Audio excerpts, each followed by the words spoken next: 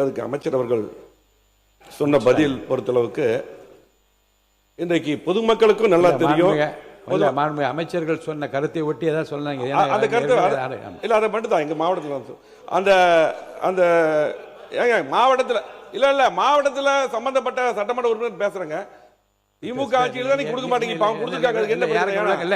நீங்க யாருக்கு விளக்கம் சொல்ல தேவை? சுருக்கமா நீங்க சொல்லுங்க. சுருக்கமா அதாவது அங்க இருக்க உயிரிழந்த மாணவர்களுடைய பெற்றோர் தரப்பில் கூறப்பட்ட குற்றச்சாட்டு அரசும் காவல்துறையும் மிக கவனத்தில் கொள்ள வேண்டும். சில ஆண்டுகளாக தமிழகத்தில் போதைப் பொருள் நடமாட்டம் ஒளிவு மறைவின்றி பள்ளிகள் கல்லூரிகள் எல்லா பக்கம் இருக்கு. ஆகவே இது போதைப் பொருள் சம்பந்தம் சொல்ல வேண்டாம். இன்னும் கவனமா காவல்துறையும் அரசும் கண்டிப்பா இது நடவடிக்கை எடுக்கணும். போதைப் பொருள் சம்பந்தமா இருக்கு. போதைப் பொருள் எல்லா மக்களும் அதுதான் பேசுறாங்க, எல்லாம் இருக்காங்க. ஆகவே காவல்துறை நீங்க அரசு நடவடிக்கை எடுக்க நீங்க முயற்சி செய்யறீங்க. காவல்துறை இன்றைக்கு உங்களுக்கு தகவல் கொடுத்ததை வச்சுதான் அமைச்சர் பேசுறாரு.